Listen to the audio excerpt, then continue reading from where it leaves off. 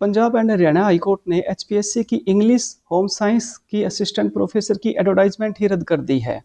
ऐसे कौन से कारण थे कि कोर्ट ने पब्लिक सर्विस कमीशन की एडवर्टाइजमेंट ही रद्द कर दी? मोस्टली स्टेट के जो पब्लिक सर्विस कमीशन है, एपी की रिक्रूटमेंट ऐसे ही करते हैं। अगर ये सेटल लॉ बन गया, जो कि अभी कोर्ट ने कहा है, तो फिर भर्ती कैसे की जाएगी? कोर्ट ने कैसे भर्ती करने के लिए कहा है? नमस्कार दोस्तों, मैं रोहताश कुमार आपका अपनी वीडियो में स्वागत करता हूं। इस वीडियो की हर एक लाइन इंपॉर्टेंट है। अगर आप इसमें कुछ भी स्किप करते हो तो आप फिर जो मैटर है वो इसको समझ नहीं पाओगे। और अगर आपने पूरी वीडियो देख ली तो पूरा का पूरा मैटर क्या था, क्यों इसकी एडवर्टाइजमेंट कैंसिल हुई, वो आप बिल्कुल पॉइंट टू पॉइंट हर एक चीज़ को समझ जाओगे। तो हम स्टार्ट करते हैं अपनी वीडियो। जो स्टेट गवर्नमेंट है वो रिक्यूजेशन भेजती है for the recruitment of 613 assistant professor in English, क्योंकि जो स्टार्टिंग में जो केस हुआ था वो इंग्लिश के ऊपर हुआ था। तो जो स्टेट गवर्नमेंट है उसने 613 असिस्टेंट प्रोफेसर इंग्लिश के लिए रिक्वेजेशन भेजी, किसको? एचपीएससी को। फिर एचपीएससी क्या करती है, वो एडवर्टाइजमेंट निकालती है। एडवर्टाइजमेंट जो निकालती है उसका जो सिलेक्शन प्रोसेस था वो क्या था? पहले स्क्रीनिंग टेस्ट लेंगे। स्क्रीनिंग टेस्ट जो है उसके अंदर एमसीक्यू होंगे। मिनिमम आपको 25% मार्क्स लेने हैं। स्क्रीनिंग टेस्ट लेने के बाद उसके 4 गुना जो कैंडिडेट है वो सब्जेक्ट नॉलेज टेस्ट के लिए जाएंगे। सब्जेक्ट नॉलेज जो टेस्ट होगा वो सब्जेक्टिव पेपर होगा। मिनिमम आपको उसके अंदर 35% लेने हैं और उसका फाइनल सिलेक्शन के अंदर जो वेटेज है वो 87.5% है। सब्जेक्ट नॉलेज टेस्ट होने के बाद जो 2 टाइम नंबर ऑफ कैंडिडेट है कैटेगरी वाइज, वो जाएंगे इंटरव्यू देने के लिए। इंटरव्यू का जो वेटेज है वो 12.5% है। तो जो सब्जेक्ट नॉलेज टेस्ट हुआ था आपका और जो इंटरव्यू हुआ था, इन दोनों को मिला के आपका सिलेक्शन हो जाएगा। तो ये जो प्रोसेस है वो एचपीएससी ने दिया था पहले कि हम ऐसे ऐसे आपको आपकी जो भर्ती है वो पूरी करेंगे।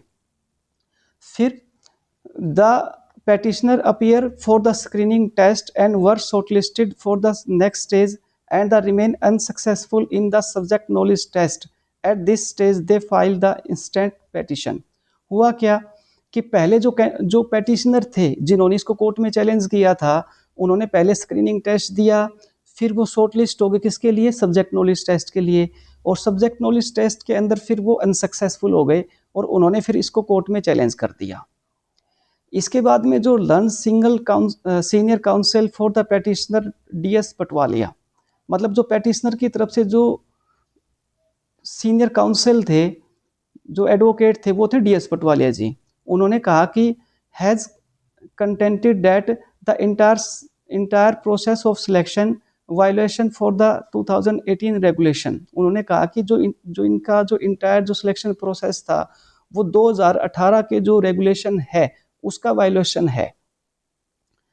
Mention the criteria for the selection that candidates are to be shortlisted based on their academic score, that is called API, and the selection shall be based only on their performance in the interview. इन्होंने क्या कहा कि जो 2018 के जो regulation है वो ये कहते हैं कि आप जो कैंडिडेट को जो शॉर्टलिस्ट करते हो वो कीजिए उनके based on their academic score, API के हिसाब से, और जो उनका सिलेक्शन है वो आप सिर्फ और सिर्फ कीजिए इंटरव्यू के बेस पर।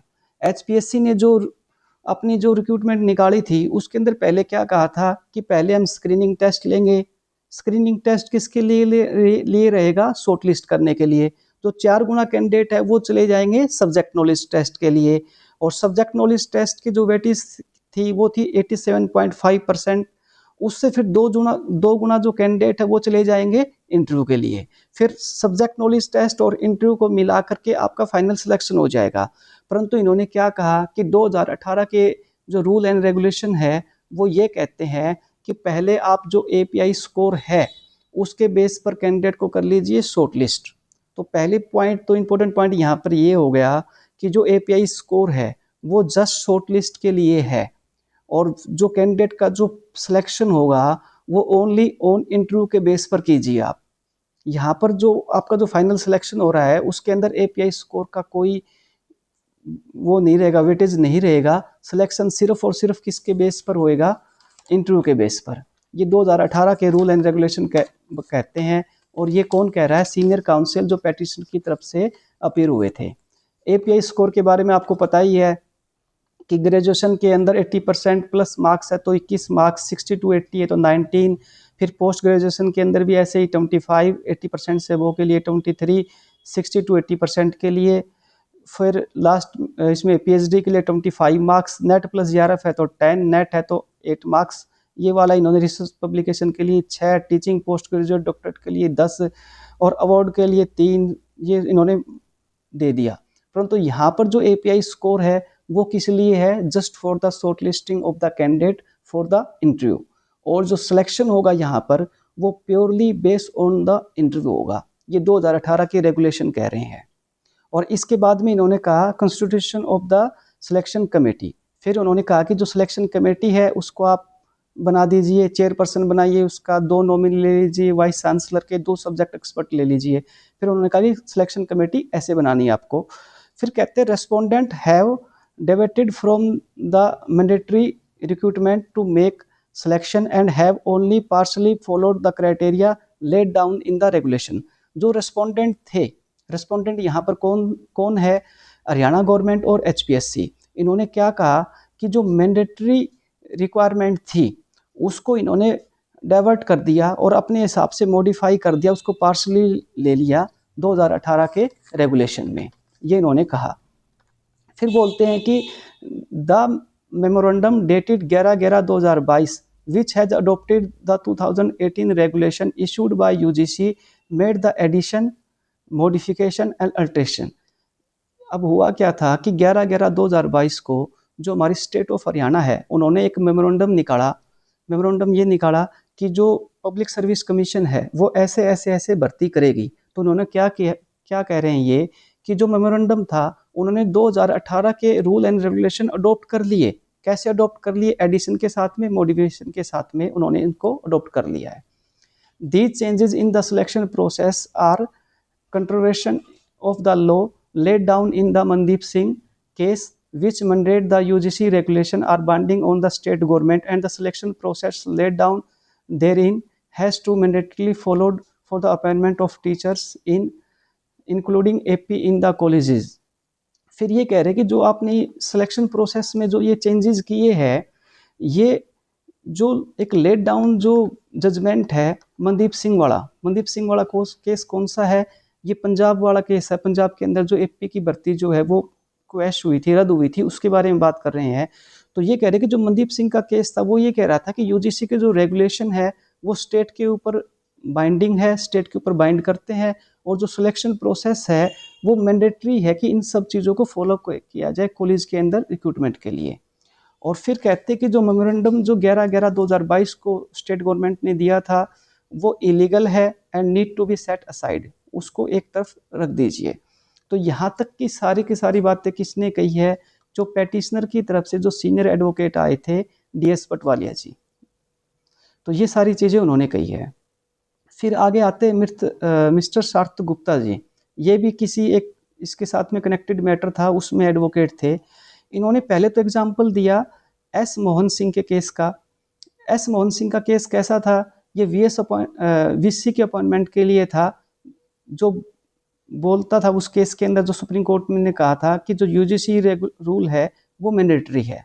तो सार्थ गुप्ता जी ने जो पहला काम किया वो ये किया कि जो एस मोहन का जो केस है वो ये कहता है कि आपको यूजीसी के जो रूल है वो मैंडेटरी है, आपको लेना पड़ेगा। दूसरा सार्थ गुप्ता जी ने क्या कहा कि participation in the selection process as by doing so they have not considered to accept any illegality in the process। फिर ये कहते हैं कि जो कैंडिडेट है उन्होंने सिलेक्शन प्रोसेस के अंदर जो पार्टिसिपेट कर लिया, ऐसा करने से वो ये नहीं है कि जो प्रोसेस के अंदर जो इलीगल चीज़ें हैं उन्होंने उसको एक्सेप्ट कर लिया है। और इसके लिए जिस केस का वो रेफरेंस देते हैं मीता साई के case versus state of Bihar. यहाँ पे हो क्या रहा है कि जो सार्थ गुप्ता जी है वो ये कहना चाह रहे हैं कि जो कैंडिडेट जिन्होंने इसको कोर्ट के अंदर चैलेंज किया है, वहाँ पर हुआ क्या है कि पहले वो कैंडिडेट अनसक्सेसफुल हो गए थे सब्जेक्ट नॉलेज टेस्ट के अंदर, उसके बाद में जाकर के उन्होंने कोर्ट के अंदर चैलेंज किया है। तो इससे इस केस का रेफरेंस दे करके वो ये कहना चाह रहे हैं कि इन्होंने जब फॉर्म भरा था तो उसकी जो इन्होंने सिर्फ जो प्रोसेस है उसके लिए हाँ की थी, जो इसके अंदर इलीगलिटी है उसके लिए हाँ इन्होंने नहीं की थी। इसके लिए केस का रेफरेंस देते हैं। इसके बाद में आते हैं lunch single council mister Rajni Gupta respondent from state. अब यहाँ पर रिस्पोंडेंट दो थे, एक तो हरियाणा सरकार थी और दूसरी थी एचपीएससी। तो पहले जो है वो स्टेट की तरफ से बात कर रहे हैं, कौन, रजनी गुप्ता जी। वो बोलते हैं contents that 2018 regulation are not applicable on the state government. जो 2018 के जो रेगुलेशन है वो स्टेट गवर्नमेंट के ऊपर अप्लीकेबल नहीं है, nor they have the same been adopted as such, और ना ही हमने उनको अडोप्ट किया है। The adoption of this regulation vide memorandum dated 11/11/2022 is only with the amendment. जो हमने मेमोरेंडम था हमारा 11/11/2022 का, उसके अंदर हमें इसको अमेंडमेंट के साथ में लिया है, ऐसा का ऐसा सेम टू सेम हमने इसको एक्सेप्ट नहीं किया है। This is with respect to the procedure of the selection and shortlisting of the candidate for the interview of teaching in the government या government aided college and the state government is within its power to do so.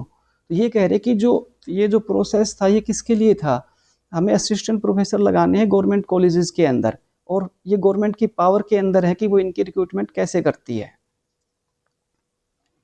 The regulation are only binding when financial assistance is to be taken from the UGC by any institute, university या college and the government have not taken any such assistance। तो यहाँ पर ये कहना चाह रहे हैं कि जो रेगुलेशन है वो तब बाउंड करते हैं किसी के ऊपर भी जब वो यूजीसी से कोई भी फाइनेंशियल असिस्टेंट ले रहे हो, कोई भी रुपए लेते हैं यूजीसी से, तब बाउंड करते हैं। परंतु यहाँ पे जो गवर्नमेंट कॉलेजेस है वो ऐसा कुछ भी नहीं लेते यूजीसी से। This makes the regulation only directory not mandatory. तो ये जो सब चीज़ें हैं ये सिर्फ इन रेगुलेशन को डायरेक्टरी बनाते हैं, नॉट मैंडेटरी, मतलब ये हमारे ऊपर मैंडेटरी नहीं है। ये कहना चाह रहे कौन, जो स्टेट की तरफ से जो पेश हुए थे वो। फिर यहाँ पर बात आती है एचपीएससी की। एचपीएससी की तरफ से जो आए थे एडवोकेट जी वो थे Kanwar Goyal, lunch single council for the commissioner. ये कमीशन की तरफ से ये थे। इन्होंने कहा पहली चीज़ तो the petitioner have approach this court after remain unsuccessful in the subject knowledge test which should not be permitted. जो कैंडिडेट थे वो सब्जेक्ट नॉलेज टेस्ट में अनसक्सेसफुल होने के बाद आए थे, तो ये चीज़ परमिटेबल नहीं है। फिर ये कहते हैं कि जो मनदीप सिंह वाला केस है, पंजाब वाला जो केस है, has no application to the fact of the instant case memorandum dated 11/11/2022 itself mention it is based upon the 2018 regulation and note that the same has been adopted। तो ये कहते हैं कि जो मनदीप सिंह वाला केस है वो यहाँ पर अप्लीकेबल नहीं होता। मनदीप सिंह वाला पंजाब वाला केस जो है वो यहाँ पर अप्लीकेबल नहीं होता। क्यों नहीं होता? क्योंकि जो 11/11/2022 के जो मेमोरेंडम था वो सिर्फ इसके ऊपर बेस्ड अपॉन था, इसको सेम का सेम अडॉप्ट नहीं किया गया था। तो ये जो विचार थे वो किसके तरफ से थे, एचपीएससी के काउंसिल की तरफ से, कंवर गोयल की तरफ से। फिर बात आती है यहाँ पर कि हमारे जो जस्टिस जी है उन्होंने फाइनली क्या एनालिसिस किया। तो जस्टिस पहले बोलते हैं कि the challenge has been laid to the advertisement and the government memorandum dated 11/11/2022 based upon which the criteria for the shortlisting and selection have been framed by the commission which are not as per the 2018 regulation notified by the UGC। तो पहली चीज़ तो ये कहना चाह रहे हैं कि जो इन्होंने जो चैलेंज किया है वो दो चीज़ों को चैलेंज किया है। पहली चीज़ तो जो गवर्नमेंट का मेमोरेंडम था, किस डेट को आया था, 11/11/2022 को, बेस्ड अपॉन द क्राइटेरिया किसके ऊपर बेस्ड था, शॉर्ट लिस्टिंग के लिए और सिलेक्शन के लिए। वो जो प्रोसेस था वो 2018 के रेगुलेशन के अनुसार नहीं था। पहली चीज़ तो ये कही इन्होंने। दूसरी चीज़ कही कि जो Mandeep Singh case has not laid down that UGC regulation are applicable on the state. जो मनदीप सिंह का जो केस था पंजाब वाला वो ऐसा नहीं था कि जो रेगुलेशन जो है अप्लीकेबल ऑन द स्टेट के ऊपर अप्लीकेबल है। It was the case where 2010 regulation has already been adopted. तो उन्होंने वो केस कैसा था कि उन्होंने 2010 के जो 2018 के रेगुलेशन जो यूजीसी के थे वो, परंतु इन्होंने क्या किया कि 2010 के जो रेगुलेशन थे पंजाब गवर्नमेंट ने वो अडॉप्ट कर लिए थे और बाद में फिर उसके अंदर चेंज कर दिया था। बाद में उसके अंदर सिर्फ एक पेपर लेके उनकी अपॉइंटमेंट दे दी थी, तो वो एक अलग केस था। तो जज कह रहे कि वो एक मैटर अलग था।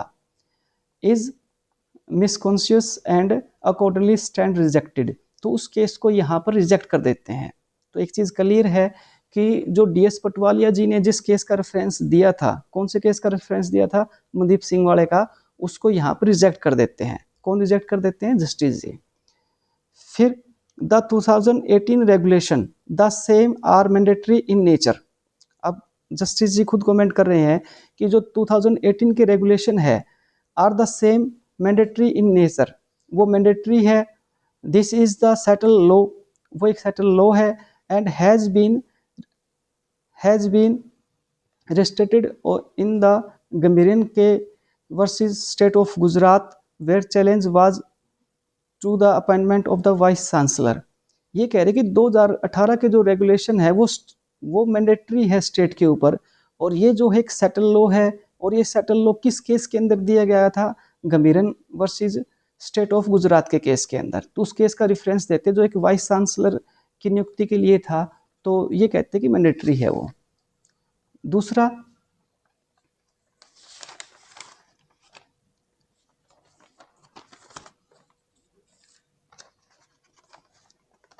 फिर बात आती है बाइंडिंग ऑन स्टेट। जो रेगुलेशन है ये क्या स्टेट के ऊपर बाइंडिंग है? तो द 2018 रेगुलेशन यूजीसी एक्ट के अंदर आते हैं, और जो यूजीसी एक्ट है वो पार्लियामेंट बनाती है। तो ये क्या कहना चाह रहे हैं कि जो पार्लियामेंट है वो यूजीसी एक्ट बनाती है, और उस वजह से जो 2018 के रेगुलेशन है वो स्टेट के ऊपर बाइंडिंग है। To explain further, the memorandum dated 11/11/2022 has stately adopted the 2018 regulation with modification. तो ये फिर जस्टिस जी कह रहे हैं कि जो मेमोरेंडम था 11/11/2022 का, उन्होंने 2018 के रेगुलेशन को अडॉप्ट कर लिया था विद मॉडिफिकेशन के साथ में। The commission has in turn prescribed it's oven scheme of examination. फिर जो कमीशन है HPSC है, उन्होंने खुद का एक नया पैटर्न बनाया सिलेक्शन के लिए। The court further held that the selection committee can fix higher criteria for the shortlisting the candidate but not lower than one fixed by the UGC binding nature of the 2018 regulation। तो ये कह रहे हैं कि court फिर आगे ये कहना चाह रहा है कि जो कोई भी सिलेक्शन कमेटी है वो हायर क्राइटेरिया तो शॉर्ट लिस्टिंग के लिए रख सकता है। शॉर्ट लिस्टिंग के लिए इन्होंने क्या क्राइटेरिया दिया? API score. तो उससे हायर रख सकता है। उससे हायर के लिए इन्होंने कहा, जैसे मान लो एक्सपीरियंस के 1 साल के 2 नंबर दे रहे हैं, और वहाँ पर कमेटी ये रूल बना दे कि हम 2 साल का 1 नंबर देंगे। तो ये कह रहा है कि क्राइटेरिया आप हाई तो रख सकते हो बट उससे लो नहीं रख सकते। किसके लिए? शॉर्ट लिस्टिंग के लिए। फिर बोलते हैं maintainability, participated in the selection process a candidate only accept the prescribed procedure. जो कैंडिडेट किसी सिलेक्शन प्रोसेस के अंदर पार्टिसिपेट करता है वो सिर्फ जो प्रिस्क्राइब्ड एक फॉर्मेट है, प्रोसीजर है, वो सिर्फ उसको एक्सेप्ट करता है, note the illegality content therein. तो उसके अंदर जो इलीगलिटी है उसको वो एक्सेप्ट नहीं करता। और इसके अंदर भी वो सेम केस का रेफरेंस देते हैं, मीता साहिवाली का, जिस केस का रेफरेंस किसने दिया था? सार्थक गुप्ता जी ने दिया था। तो उस केस का रेफरेंस देके यहाँ पर ये कहना चाहते हैं कि अगर एक कैंडिडेट किसी प्रोसेस में पार्टिसिपेट कर लेता है और उसके अंदर अगर फेल हो जाता है, तो फिर भी उसका जो प्रोसेस है, अगर उसमें कुछ इलीगल है तो उसको वो चैलेंज कर सकता है बाद के अंदर। अब बात आती है कि इन्होंने ऑर्डर क्या पास किया। ऑर्डर से पहले एक चीज़ मैं कहना चाहूँगा कि जो HPSC के नंबर ऑफ कैंडिडेट है वो एज कम्पेयर टू HSC जो है वो कम है। तो इसलिए अगर कोई भी कंटेंट क्रिएट करना हो तो हम HSC को प्रेफर करते हैं। तो आप HPSC वाले कैंडिडेट से एक रिक्वेस्ट है कि चैनल को लाइक, शेयर और सब्सक्राइब कीजिए ताकि आपके लिए कंटेंट बना सकें। तो लास्ट में बात आती है इस ऑर्डर की। ऑर्डर के अंदर बोलते हैं, in the view of the above analysis the impugned memorandum dated 11/11/2022 to the extent it's violated regulation 456 of the 2018 regulation notify the UGC is hereby declared unlawful and set aside। तो ये कहते हैं कि जो पूरा का पूरा हमने ऊपर एनालिसिस किया है, इसके ऊपर सिर्फ दो इसकी वजह से जो मेमोरेंडम है जो 11/11/2022 को आया था, वो UGC रेगुलेशन जो 2018 के है उसके रेगुलेशन 4, 5 और 6 का वायलेशन है, इसलिए उसको अनलॉफुल हम डिक्लेयर करते हैं और सेट असाइड। पहला काम कोर्ट ने ये किया कि जो गवर्नमेंट का मेमोरेंडम था, मेमोरेंडम कौन सा, जिससे ये कहा था कि आप ऐसे ऐसे भर्ती कीजिए, पहले उसको सेट असाइड कर दिया इन्होंने। उसके बाद में constitutionally the selection process being carried out on the basis as per the scheme या pattern of the examination under advertisement in question 48/2024 also stand violated and hereby set aside along with the advertisement। दूसरा काम क्या करते हैं ये कि जो English, पहले इंग्लिश के ऊपर केस था, इसकी 48 नंबर एडवर्टाइजमेंट नंबर था, तो ये कहते हैं कि वो भी उसको वायलेट करती है और उसको भी सेट असाइड कर देते हैं अलोंग विद एडवर्टाइजमेंट, मतलब उसकी पूरी की पूरी एडवर्टाइजमेंट को ही गलत सिद्ध कर देते हैं। फिर बोलते हैं the respondent are directed to carried out the selection process एफ्रेस्टिकली as per the 2018 regulation and complete it. तो ये बोलते हैं कि जो रिस्पोंडेंट है, हरियाणा सरकार और एचपीएससी जो है, वो एक फ्रेश प्रोसेस बनाए दोबारा से 2018 के रूल को अडॉप्ट करते हुए और इसको अपनाए और जल्दी से इसकी दोबारा से भर्ती कर दे। अब सारे मामले का कंक्लूड अब ये आता है कि इस मामले में जो स्टेट गवर्नमेंट और एचपीएससी है वो दोनों आ रही है। पहले स्टेट गवर्नमेंट भी आ रही है और फिर एचपीएससी भी, क्योंकि जो मेमोरेंडम जो कैंसिल हुआ है 11/11/2022 वाला, वो स्टेट गवर्नमेंट का था। तो पहले तो उन्होंने मेमोरेंडम को ही गलत सिद्ध किया, और जब मेमोरेंडम गलत सिद्ध हो गया तो ऑटोमेटिकली एचपीएससी का जो सिलेक्शन प्रोसेस था वो तो इसी के बेस के ऊपर था, तो वो भी अपने आप ही हो गया। तो इसलिए पहले, फिर बाद में जो एचपीएससी का जो सिलेक्शन प्रोसेस था पूरा का पूरा वो सेट असाइड हो गया। तो मुझे लगता है कि आपको वीडियो पसंद आई होगी। ये पूरा का पूरा मैटर जो है मैंने पूरा क्रिस्टल क्लियर कर दिया है। अगर इस पूरे के पूरे मैटर में किसी को कोई भी डाउट हो तो बेझिझक पूछिए, मैं हर एक पॉइंट का जवाब दे दूंगा उसके अंदर। मेरे हिसाब से इस एक बार अगर आपका अच्छा रिस्पॉन्स आता है तो इसके ऊपर पूरी चीज़ों को दोबारा से क्लियर करेंगे। ये पूरा का पूरा जो एनालिसिस था वो कोर्ट ऑर्डर के ऊपर था और 100% सही है। इसके गलत, कहीं पर कुछ भी गलत होने की संभावना नहीं है। धन्यवाद।